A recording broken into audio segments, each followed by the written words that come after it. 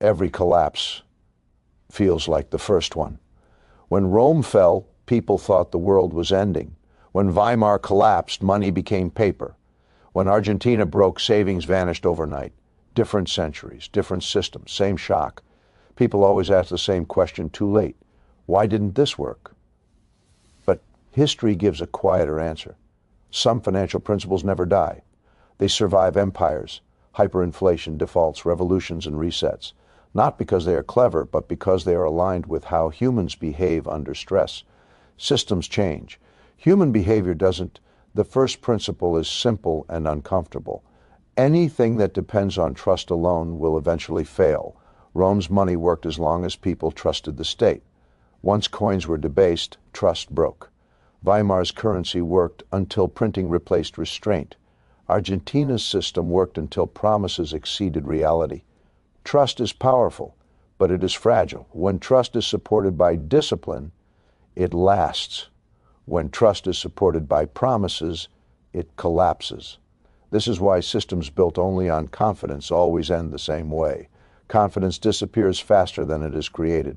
The lesson is not to reject trust. It is to never rely on trust without limits. Limits protect systems. The second principle is that scarcity outlives paper. In Rome, land kept value when coins failed. In Weimar, physical goods mattered more than marks. In Argentina, hard assets survived currency resets. Scarcity is real. Paper is optional. This does not mean gold is magic or land is perfect. It means things that cannot be created easily resist collapse better than things that can be printed. When systems are stressed, supply matters more than stories. People always discover this late because scarcity feels boring during good times. But collapse does not care what feels modern. It rewards what is limited. The third principle is that flexibility beats optimization. Before every collapse, systems are optimized for efficiency. Costs are cut, margins shrink, buffers disappear. Everything works perfectly until it doesn't. Rome expanded too far to adjust quickly. Weimar locked itself into promises it couldn't reverse. Argentina tied itself to structures that removed adaptability. When flexibility is gone, small shocks cause massive damage. Rigid systems shatter. Flexible ones bend. This applies to nations and individuals. Those who survive collapses are rarely the strongest. They are the most adaptable. They can move, change, adjust.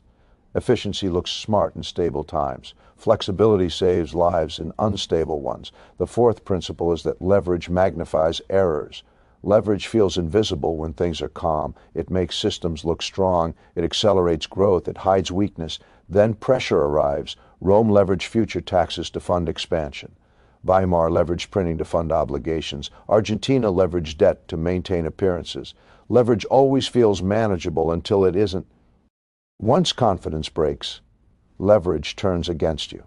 Small losses become fatal. Small changes cause collapse.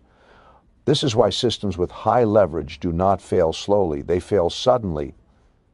The lesson is not to fear leverage. It is to respect it. Leverage reduces room for mistakes, and history shows mistakes are guaranteed. The fifth principle is the most important and the most ignored. Survival always comes before returns. Every collapse punishes those who chased maximum growth and ignored resilience. Rome rewarded expansion until borders broke. Weimar rewarded speculation until money meant nothing. Argentina rewarded short-term fixes until trust vanished. People assume growth is success. It is not. Survival is success. Anything that survives long enough eventually grows again. Anything that collapses loses everything.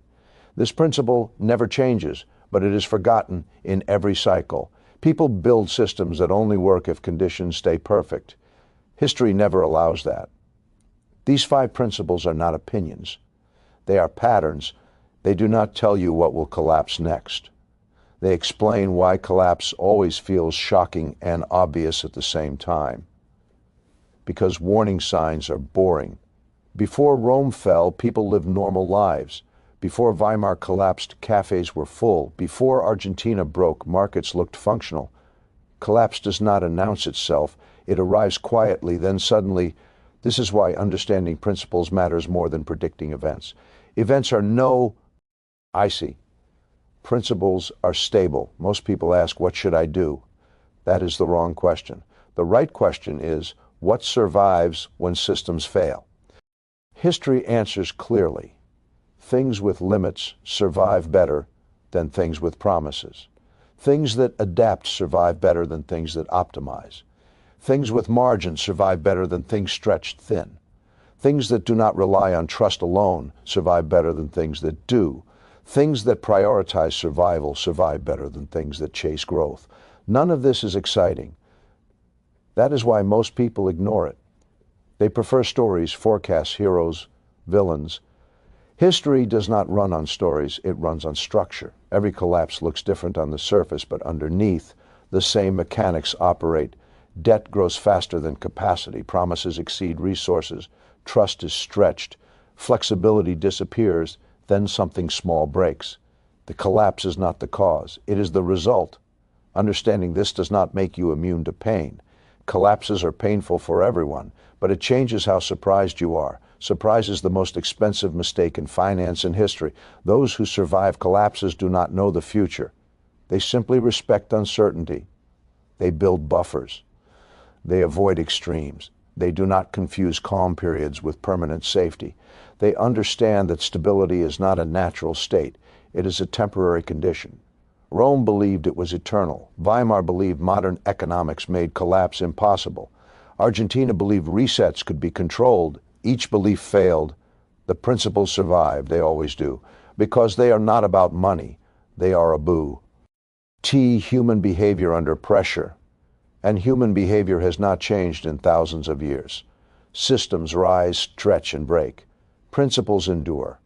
That is why history keeps repeating, and why those who study patterns stop being shocked by outcomes. They are not pessimistic, they are prepared, and preparation across every collapse in history has always been the rarest advantage of all.